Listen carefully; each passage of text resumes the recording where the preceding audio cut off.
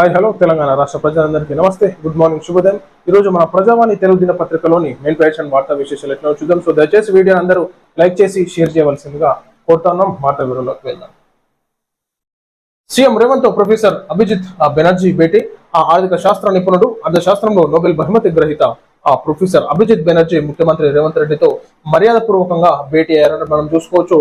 ఈనాడు ఆర్థిక శాస్త్ర నిపుణుడు, అదేవిధంగా అర్థశాస్త్రంలో నోబెల్ బహుమతి పొందినటువంటి ప్రొఫెసర్ అభిజిత్ బెనర్జీ గారు ముఖ్యమంత్రిని కలవడం జరిగింది. సో కొన్ని విషయాలు చర్చించేటటువంటి క్రమంలో తను ఒక మంచి విద్యావేత్త. ఈనాడు ఆర్థిక శాస్త్రంలో నోబెల్ బహుమతి పొందినంటే ఆషామాషి కాదు. సో అదే విధంగా మనకి మరి రేవంత్ రెడ్డి గారితో కలిసి కొన్ని విషయాల చర్చలలో భాగంగా మరి మర్యాద పూర్వకంగా రేవంత్ రెడ్డిని కలవడం జరిగిందన్నమాట. రాజకీయాలకు అతీతంగా అభివృద్ధి కృషి చేస్తా కిషన్ రెడ్డి. ఎన్నికలప్పుడు మాత్రమే రాజకీయాలు ఉంటాయని, అభివృద్ధి పనుల్లో మాత్రం పార్టీలకు అతీతంగా ప్రజల కోసం పనిచేస్తామని కేంద్ర మంత్రి కిషన్ రెడ్డి తెలిపారు అన్నట్టు మనం చూసుకోవచ్చు. పొన్నం ప్రభాకర్ గారు, కిషన్ రెడ్డి గారు. సో అదే విధంగా ఇక్కడ కాంగ్రెస్ పార్టీ శ్రేణులు అందరూ ఈనాడు ఎలక్షన్స్ అప్పుడు మాత్రమే ఈనాడు ఏదైతే రాజకీయాలు చేస్తా ఉండాలి, కానీ విమర్శల పర్వం కొనసాగుతుంటది. మీరు అది చేసిరు, మీ హామీ ఇచ్చిరు, చేయలేదు అది. కానీ తర్వాత మాత్రం ఏ ప్రభుత్వాలు ఏర్పడినా అందరూ కలిసిమెలిసిగా ప్రజా సమస్యలు తీర్చినప్పుడు ఒక రాజకీయాల మీద మంచి విలువలు ఉండేటటువంటి ఆస్కారం ఉంటుంది. కానీ ఈనాడు దాడులు చేసుకోవడం కానీ, విమర్శలకి ప్రతి విమర్శలు చేసుకోండు, పొద్దున్న లేవగానే ఇక దుమ్ము దుమారం, ఆ పార్టీ ఈ పార్టీని ఇట్లన్నది, ఈ పార్టీ ఆ పార్టీని అట్లన్నది అని కాకుండా ఈనాడు ప్రజల్లో ఉన్నారు కాబట్టి ప్రజలకు ఒక రాజకీయ నాయకుల మీద నమ్మకం కలిసిమెలిసి పనిచేసి ప్రజా సమస్యలు తీర్చాల్సిందిగా కోరుతున్నాం కిషన్ రెడ్డి గారిని కూడా. చెప్పుడు కాదు, చేసి కూడా చూపించాలి. గట్లనే ఆ సమస్యలు పరిష్కరించాలి. ఖమ్మం నగరపాలక సంస్థ ఎదుట సిపిఐఎం భారీ ధర్నా, వేలాదిగా దరఖాస్తుల సమర్పణ. సంక్షేమం అభివృద్ధి ఫలాల కోసం డిమాండ్. సంక్షేమము అభివృద్ధి ఇచ్చిన హామీలు నెరవేర్చుకుంటారు. ఏడ నెరవేరుస్తారమ్మా. కాంగ్రెస్ గవర్నమెంట్ ఈనాడు దివాలా తీసిందని చెప్పి ముఖ్యమంత్రి రేవంత్ రెడ్డి గారు ఒప్పుకున్నారు. మీకు ఏడుకెళ్ళి తీరుస్తారు? మీకు 2500 వస్తున్నాయా? మీకు తులం బంగారం వచ్చిందా? మీ చదువుకునే పొరలకు స్కూటీలు ఇచ్చిర్రా? ఈనాడు ప్రజావాణి ఉండేందుకు లేకేందుకు? సమస్యలు చెప్పుకున్నా కానీ ఎన్ని సమస్యలు నెరవేరుస్తారో ఒకసారి చెప్పాలి. సమస్యలు పరిష్కరించే వరకు పోరాటం, పోతినేని గారు అంటున్నారు.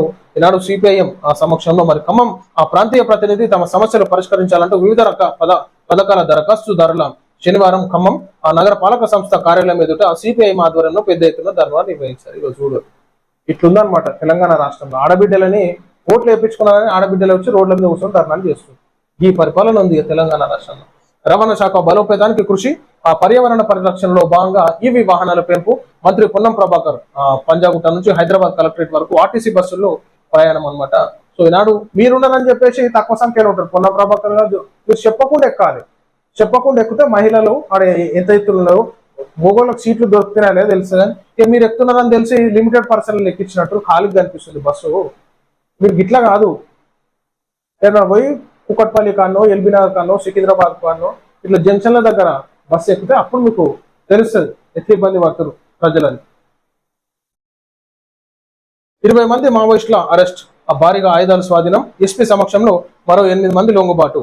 ములుగు పోలీసులు 20 మంది మావోయిస్టులను అరెస్ట్ చేశారు. వారి నుంచి భారీగా ఆయుధాలు స్వాధీనం చేసుకున్నారు. ఎస్పీ సమక్షంలో మరో 8 మంది మావోయిస్టు సభ్యులు లొంగిపోవడం జరిగింది. ఇక్కడ చూడరు మహిళలు, అదేవిధంగా జెంట్స్ కూడా. ఈనాడు మహిళలు కూడా మావోయిస్టులుగా మారడం అంటే ఒకసారి మనం ఆలోచించుకోవాలి. ఈనాడు ప్రజాక్షేత్రంలో ఉండి ఏదైనా సమస్యలు పరిష్కరించుకోవాలి. అడవి బాట పట్టి తుపాకీలు పడితే ఈనాడు ప్రాణాలు పోవడే తప్ప ఈనాడు మిగిలేదు ఏముండదు. అనవసరంగా మావోయిస్ట్ అన్నలు ప్రాణాలు కోల్పోవడం జరుగుతుంది. కాబట్టి ఉన్నటువంటి వాళ్ళు కూడా పోలీసులు ఎదుట సమక్షంలో లొంగిపోవాల్సిందిగా కోరుతాం. ఆర్థిక క్రమశిక్షణ ఆడబిడ్డల సొంతం అన్నట్టు ముఖ్యమంత్రి గారు చెప్తున్నారు. 1 కోటి మంది మహిళలను కోటీశ్వరులను మళ్ళీ వచ్చింది ఆయన. 1 కోటి మంది మహిళలను కోటీశ్వరులను చేసినట్ట. కోటీశ్వరులను చేసుడు కాదు, భికారులను చేయకపోతే చాలు. ముఖ్యమంత్రి గారు ఫస్ట్ వాళ్ళకి ఇచ్చినటువంటి హామీలు అయితే నెరవేర్చారు. 2500 ఇయ్యరు మహిళలకి, వాళ్ళే బాగుపడతారు. కోటీశ్వరులు వద్దు కానీ వాళ్ళకే జర ఆర్థిక సహాయం చేస్తే బాగుంటుంది. నిరుపేద మహిళలకి మీరు ఇచ్చిన హామీలు నెరవేర్చుది. ఆ నిరుపేద కుటుంబంలో పెళ్లిళ్ళు చేస్తే తులం బంగారం ఇస్తామన్నారు మహిళలందరికీ. ఈనాడు తులం బంగారం ఎటుపోయింది? దేశాన్ని గెలిపించే శక్తి మహిళలకు ఉంది. మాజీ ప్రధాని ఇందిరమ్మ ఎప్పుడో నిరూపించారు. జిఆర్సీ కన్వెన్షన్ లో ఉమెన్స్ యాక్సలరేషన్ సదస్సు మహిళలకు సాటి లేదన్న సీఎం రేవంత్ రెడ్డి. దేశంలో 16 లక్షల కోట్లు కార్పొరేట్ కంపెనీలకు అప్పు ఇస్తే ఎగ్గొట్టి దేశం విడిచి వెళ్లారని, కానీ ఆడబిడ్డలకు అప్పు ఇస్తే ₹1 ఎగ్గొట్టకుండా వడ్డీతో సహా చెల్లిస్తున్నారని ముఖ్యమంత్రి రేవంత్ రెడ్డి అన్నారు. ఆర్థిక క్రమశిక్షణ తమ ఆడబిడ్డల సొంతం అని చెప్పేసి అన్నారు. వాస్తవానికి ఇదైతే నిజం. ఈనాడు మహిళలు డబ్బులు ఎగ్గొట్టేటటువంటి ఆస్కారాలు ఉండే, ఎక్కడ లోన్లు ఇచ్చినా కానీ ఏమి ఇచ్చినా కానీ ఈనాడు మహిళలు కష్టపడి గ్రూపులుగా ఏర్పడి ఆ డబ్బులను తిరిగి మరలా గవర్నమెంట్ కట్టేటటువంటి ఆస్కారం మనం చూసుకో. ఆ విషయంలో చాలా గ్రేట్. ఈనాడు కార్పొరేట్ కంపెనీలకు ఇస్తే అవి ఎత్తుకొని ఉడాయించారు అనమాట. సో గట్లుంటది కథ. నిరుపేద ప్రజలకు లోన్లు ఇవ్వడానికి ఈనాడు ప్రభుత్వాలు ఆశ చూపాయి.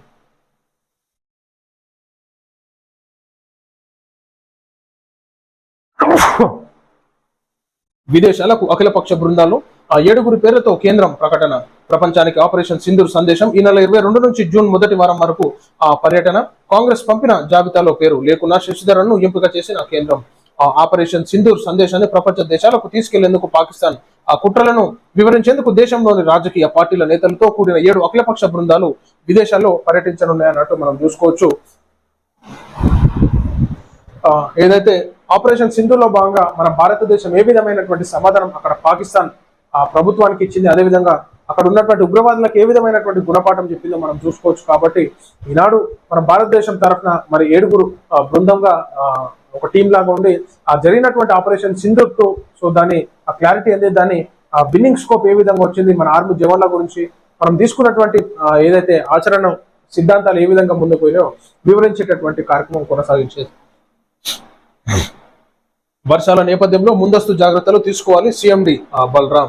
రోజుకు 2.2 లక్షల టన్నుల బొగ్గు ఉత్పత్తి, 2.4 లక్షల టన్నుల బొగ్గు రవాణా జరపాలన్నట్టు.